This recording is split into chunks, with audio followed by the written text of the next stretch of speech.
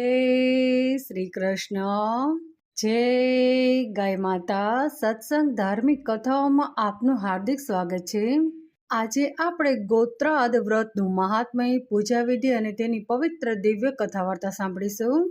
ગોત્રાદ વ્રત આપણે 3 દિવસનું હોય છે. ભાદરવા સુદ 13 થી લઈ અને પૂનમ સુધી આ વ્રત આપણે કરવાનું છે. આ વ્રત નિસંતાન દંપતી અવશ્ય કરવું.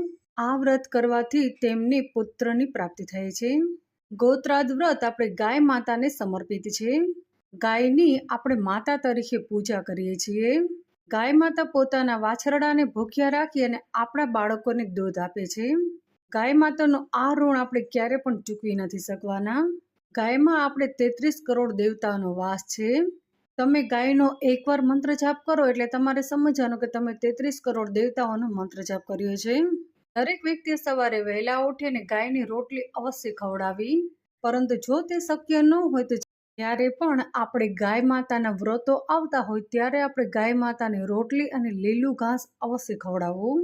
ગાય માતાના આપણે ઘણા બધા વ્રતો છે. બોળચોથ છે, ગાય તુલસી વ્રત છે, ગોત્રાદ વ્રત છે.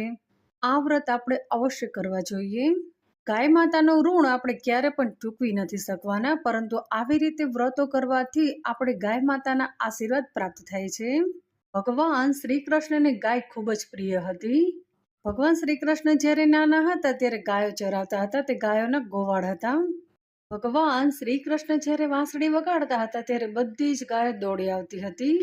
ત્યારે હવે ધીરે ધીરે જમાનો બદલાતો જાય છે.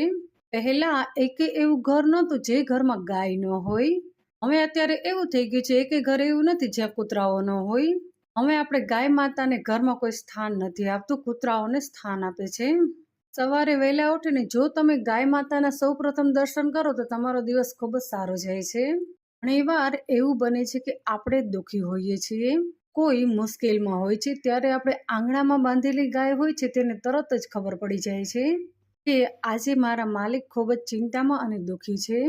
અને તે તરત જ ભગવાન શ્રી કૃષ્ણને મનોમન પ્રાર્થના કરે છે કે મારા માલિકના બધા જ દુઃખો દૂર કરી દેજો. ગોત્રાદ વ્રત કરવાથી નિસંતાન દંપતી હોય તો તેને સંતાન પ્રાપ્ત થાય છે. અને ગાય માતા હંમેશા આપણા સંતાનોની રક્ષા કરે છે. હવે આપણે જાણીશું કે આ વ્રત આપણે કરવું કઈ રીતે. આ વ્રત આપણે 3 દિવસનું છે. ભાદરવા સુદ 13 થી લઈ અને પૂનમ સુધી કરવાનું છે. આ 3 દિવસ આપણે એકટાણું કરવાનું છે. સૌ પ્રથમ તો તમારે સવારે વહેલા ઉઠી નાહી ધોઈ પછી ગાય માતાની આપણે પૂજા કરવાની છે. ગાય માતાને કંકોથી તિલક કરવાનું છે, ચોખા લગાવવાના છે, અબીલ ગુલાલ લગાવવાના છે, નાગલાનો હાર અને પુષ્પનો હાર પહેરાવવાનો છે. અને તમારે રોટલી બનાવીને રોટલીમાં થોડો ગોળ અને ઘી નાખી અને ગાયને આપણે ખવડાવવાનું છે. આ દિવસે જો બની શકે તો 3 દિવસ સુધી તમે અખંડ દીવો રાખો તો વધારે ઉત્તમ છે. પરંતુ જો તે શક્ય ન હોય તો આપણે પૂજા અર્ચના કરી ત્યાં સુધી દીવો આપણો ચાલુ રહે એવી રીતે તમારે દિવેલ પૂરવાનો. પછી આપણે ગાયની પ્રદક્ષિણા કરવાની છે. તમે 1, 3, 5, 7, 11 એવી રીતે પ્રદક્ષિણા કરી શકો છો. આ દિવસે ગાયને આપણે લીલું ઘાસ અવશ્ય ખવડાવવું. સવારમાં ઘણીવાર એવું થાય છે કે આપણે નાતા ધોતા વાર લાગે છે અને ગાયો આપણે વગડામાં ચાલી જાય છે. જો સવારે તમારે મોડું થયું હોય તો તમે ગાયનો ખીલો હોય તેની પૂજા કરો તો પણ આપણે તેનું પુણ્ય ફળ પ્રાપ્ત થાય છે. જ્યારે વગડામાંથી ચરી અને ગાય ઘરે આવે ત્યારે આપણે તેની પૂજા કરવાની છે. આવી રીતે તમારે સવારે અને સાંજે બંને ટાઈમ આપણે ગાયની પૂજા કરવાની છે. ગાયનો વાછરડો કે વાછરડી જે હોય તેની પણ આપણે સાથે પૂજા કરવાની છે. અને ગાય માતાને પગે લાગી અને આપણે પ્રાર્થના કરવાની છે કે હે ગાય માતા, મારા બધા જ દુઃખો દૂર કરી દેજો. અને જે નિસંતાન દંપતી હોય તેને પ્રાર્થના કરવાની છે કે હે ગાય માતા, અમને પણ પુત્ર પ્રાપ્તિ થાય તેવા આશીર્વાદ આપજો. ગાય માતાની આપણે પૂજા થઈ ગયા પછી આપણે તેની પવિત્ર દિવ્ય કથા વાર્તા સાંભળવાની છે. મેં મારા આગળના વિડીયોમાં ગાય માતાના પવિત્ર દિવ્ય 108 નામનો વિડીયો તમારી સાથે શેર કર્યો છે. આપ ગાય માતાના પવિત્ર દિવ્ય 108 નામનો મંત્ર જાપ તમે 3 દિવસ સુધી કરી શકો છો. આ દિવસે આપણે ભગવાન શ્રી કૃષ્ણને પણ મંત્ર જાપ કરવા. આ 3 દિવસ દરમિયાન આપણે ગાયને ખવડાવવું, ગાયને પાણી પીવડાવવું, ગાયની સેવા કરવી. જો આપણે આ વ્રત ન કરી શકતા એટલે કે તમે જો એકટાણું ન કરી શકો, આપણે ગાય માતાની સેવા પણ કરી શકીએ છીએ અને આ વ્રતની પવિત્ર દિવ્ય કથા વાર્તા પણ આપણે 3 દિવસ સુધી સાંભળી શકીએ છીએ, વાંચી શકીએ છીએ. તો પણ આપણને આ વ્રતનું પુણ્ય ફળ પ્રાપ્ત થાય છે. આ વ્રત કરવાથી આપણા પાપો નાશ પામે છે. અને આપણને સુખ, સમૃદ્ધિ અને શાંતિ પ્રાપ્ત થાય છે. હવે આપણે આ વ્રતની પવિત્ર દિવ્ય કથા વાર્તા સાંભળીએ. અયોધ્યા નગરીમાં દિલીપ નામનો એક રાજા હતો. એને સુદક્ષિણા નામે એક રાણી હતી. રાજા રાણી તો ખૂબ જ ધર્મપરાયણ હતા. તે પોતાની પ્રજાને પોતાના પુત્રની માફક ચાહતા હતા. તે રાજા હંમેશા ધ્યાન રાખતો હતો કે મારી પ્રજાને ક્યારેય કોઈ પણ પ્રકારની તકલીફ ન પડે. રાણી તો ખૂબ જ ભક્તિવાળી હતી. તે પ્રભુની ખૂબ જ ભક્તિ કરતી હતી.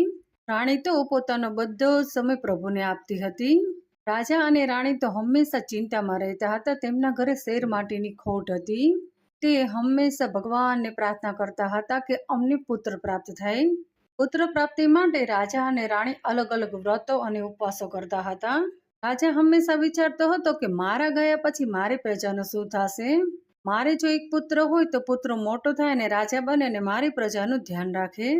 એક દિવસની વાત છે. રાજા અને રાણી ઉદાસ બેઠા હતા. એવામાં તેમને ત્યાં વશિષ્ઠ મુનિ આવ્યા અને રાજા રાણીએ તે મુનિને દંડવત પ્રણામ કર્યા અને તેમની આગતા સ્વાગતા કરી. વશિષ્ઠ મુનિએ કહ્યું કે મને લાગે છે તમે બંને પતિ પત્ની કોઈ ચિંતામાં હોય એવું લાગે છે. ત્યારે રાજાએ વશિષ્ઠ મુનિને કહ્યું કે હે મુનિવર, અમારે બીજી કોઈ પણ ચિંતા નથી, પરંતુ અમારે ત્યાં હજી સુધી પારણું બંધાયું નથી, માટે અમે બંને પતિ પત્ની સતત ચિંતામાં રહ્યા કરીએ છીએ. મારે મારી પ્રજાની અને મારા રાજ્યની ચિંતા છે કે મારા ગયા પછી મારી પ્રજાનું અને મારા રાજ્યનું શું થશે. ત્યારે વશિષ્ઠ મુનિએ કહ્યું કે તમે ચિંતા ન કરો, હું તમને જે કહું તે પ્રમાણે તમારે કરવાનું છે. તમને અવશ્ય પુત્ર પ્રાપ્ત થશે. આ સાંભળીને રાજા રાણી બંને તો ખુશ થઈ ગયા અને વશિષ્ઠ મુનિને બે હાથ જોડી અને કહેવા લાગ્યા તમે જે પણ કહો તે અમે કરવા માટે તૈયાર છીએ. ત્યારે વશિષ્ઠ મુનિએ કહ્યું કે ગોત્રાદ નામનું વ્રત છે, તમારે બંનેએ કરવાનું છે. ત્યારે રાજા રાણીએ કહ્યું કે મુનિવર, આ વ્રત કઈ રીતે કરું તે તમે અમને કહો, અમે અવશ્ય આ વ્રત કરીશું. તમે અમને આ વ્રતની વિધિ કહો. ત્યારે વશિષ્ઠ મુનિએ કહ્યું કે ભાદરવા સુદ 13થી લઈ અને ભાદરવા સુદ પૂનમ સુધી 3 દિવસ તમારે આ વ્રત કરવાનું છે. આ 3 દિવસ સુધી તમારે એકટાણા કરવાના છે, એક સમય ભોજન લેવાનું છે અને આ 3 દિવસ સુધી તમારે અખંડ દીવો રાખવાનો છે અને ગાય માતાની તમારે સેવા પૂજા કરવાની છે. ગાય માતાને ખવડાવવાનું છે, પાણી પીવડાવવાનું છે. આ 3 દિવસ તમારે સવારે અને સાંજે બંને ટાઈમ તમારે ગાય માતાની પૂજા કરવાની છે અને ગાય માતાની 11 પ્રદક્ષિણા તમારે કરવાની છે અને આ 3 દિવસ દરમિયાન તમારે ગાય માતાના મંત્રનો જાપ કરવાનો છે. અને વશિષ્ઠ મુનિએ કહ્યું કે તમારે આ વ્રત પૂર્ણ ભક્તિ અને ભાવથી કરવાનું છે. જરા પણ તમારે આ વ્રતમાં કચાશ નથી રાખવાની. જો તમે પૂર્ણ ભક્તિ અને ભાવથી આ વ્રત કરશો તો અવશ્ય તમને પુત્ર પ્રાપ્ત થશે. પછી તો વશિષ્ઠ મુનિ ત્યાંથી ચાલ્યા ગયા. પછી ભાદરવો મહિનો આવ્યો અને ભાદરવા સુદ 13નો દિવસ આવ્યો અને રાજા રાણીએ તો આ વ્રત આરંભ કર્યું. રાજાએ અને રાણીએ તો પૂર્ણ ભક્તિભાવથી આ વ્રત કર્યું. 3 દિવસ સુધી તેમને અખંડ દીવો રાખ્યો, એકટાણા કર્યા, ગાયની પૂજા કરી, ગાયને લીલું ઘાસ ખવડાવ્યું અને 3 દિવસ સુધી તેમને ગાય માતાના પવિત્ર દિવ્ય મંત્રનો જાપ કર્યો. પછી તો રાજા રાણીએ આ 3 દિવસનું વ્રત પૂર્ણ કર્યું. થોડા દિવસ પછી તો રાણીને સારા દિવસો રહ્યા અને પૂરા 9 માસે રાણીએ એક પુત્રને જન્મ આપ્યો અને રાજા રાણી તો બંને ખુશ થઈ ગયા અને તેમને તો ગાય માતાનો આભાર માન્યો અને તેમને નક્કી કર્યું કે જ્યાં સુધી આપણે પૃથ્વી ઉપર રહીએ ત્યાં સુધી આપણે આ વ્રત અવશ્ય કરીશું અને દર વર્ષે તેઓ તો આ વ્રત કરવા લાગ્યા. રાજા તો વશિષ્ઠ મુનિના આશ્રમમાં ગયા અને વશિષ્ઠ મુનિને દંડવત પ્રણામ કરી અને તેમની પાસે બેઠા અને તેમને બધી વાત કરી કે તમે જે વ્રત અમને કહ્યું હતું તે અમે બંને વ્રત કર્યું અને તે વ્રતનું પુણ્ય ફળ પણ અમને મળ્યું છે. અમારે ઘરે એક પુત્રનો જન્મ થયો છે. વશિષ્ઠ મુનિ તો આ સમાચાર સાંભળીને ખૂબ જ ખુશ થઈ ગયા. વશિષ્ઠ મુનિના આશ્રમમાં એક નંદિની નામની એક ગાય હતી. વશિષ્ઠ મુનિએ તો આ ગાય દિલીપ રાજાને દેખાડી અને દિલીપ રાજાએ કહ્યું કે મને આ ગાય ખૂબ જ ગમે છે અને દિલીપ રાજાએ તો વશિષ્ઠ મુનિને કહ્યું કે જો તમારી આજ્ઞા હોય તો આ ગાય મારે ઘરે લઈ જવી છે. હું આ ગાયની સેવા પૂજા કરીશ, આ ગાયનું રક્ષણ કરીશ, આ ગાયની સેવા કરવાનું કામ હું મારે માથે લઉં છું. ત્યારે વશિષ્ઠ મુનિએ કહ્યું જો તમને આ ગાય ગમી ગઈ હોય તો તમે તમારા ઘરે લઈ જઈ શકો છો, પરંતુ તમારે આ ગાયનું ખૂબ જ ધ્યાન રાખવાનું છે. આ ગાયને ક્યારે પણ કોઈ પણ પ્રકારની તકલીફ ન પડવી જોઈએ. પછી તો રાજા આ ગાયને લઈ અને પોતાના રાજમહેલમાં આવ્યા રાજા તો આ ગાયની ખૂબ જ સેવા ચાકરી કરતા હતા. તેમને સમયે સમયે ખવડાવતા હતા, પાણી પીવડાવતા હતા, વગડામાં ચરવા માટે પણ તેઓ લઈ જતા હતા. ગાય તો રાજાની આવી સેવા જોઈને ખૂબ જ ખુશ થતી હતી. ગાયને એક દિવસ વિચાર આવ્યો કે રાજા આટલી બધી મારી સેવા ચાકરી કરે છે, જો મને કોઈ પણ પ્રકારની તકલીફ થાય તો આ રાજા શું કરે છે તેની મારે આજે પરીક્ષા કરવી છે. રાજા તો નંદીની ગાયને વગડામાં ચરવા માટે લઈ ગયા હતા. ગાય તો ચરી રહી હતી અને રાજા ત્યાં બેઠા હતા. ત્યાં અચાનક એક સિંહ આવ્યો. સિંહે તો એક છલાંગ મારી અને તરત જ ગાયને પકડી લીધી. આ જોઈને રાજા તો આશ્ચર્યચકિત થઈ ગયા. ઘડીક તો તેઓ વિચાર કરવા લાગ્યા કે હવે મારે શું કરવું. પછી તો રાજાએ પોતાની તલવાર કાઢી અને ખુલ્લી તલવાર લઈ અને તે તો સિંહ પાસે ગયા અને સિંહના મોઢામાંથી તેને ગાયને છોડાવવાનો પ્રયત્ન કર્યો. ત્યાં તો સિંહને વાચા ઉપડી અને સિંહે કહ્યું કે હે રાજન, હું આ ગાય છોડી દઉં છું, પરંતુ હું સવારનો ભૂખ્યો છું, મેં કાંઈ પણ ખાધું નથી, માટે મારે ભૂખ્યા ન રહેવું પડે એવું તમે કંઈ કરો. ત્યારે રાજાએ કહ્યું, તમે આ ગાયને છોડી દો અને તમે મારો શિકાર કરો, હું મારું શરીર તમને સોંપું છું, માટે તમારે ભૂખ્યા નહીં રહેવું પડે. મહેરબાની કરી અને આ ગાયને તમે જીવતી જવા દો. ઘરે આ ગાયના વાછરડા તેમની રાહ જોઈ અને બેઠા હશે, ભૂખ્યા હશે, માટે મહેરબાની કરીને તમે આ ગાયને જવા દો. આમ રાજા તો સિંહ સામે વિનંતી કરવા લાગ્યા. આ સાંભળી અને નંદીની ગાય તો ખૂબ જ ખુશ થઈ ગઈ.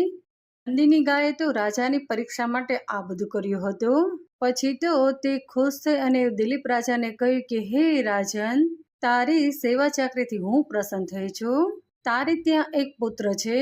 હું તને વચન આપું છું કે તારા ઘરે બીજા પુત્રની પ્રાપ્તિ થશે. ગાય માતાની આ વાત સાંભળીને દિલીપ રાજા તો ખૂબ જ ખુશ થઈ ગયા.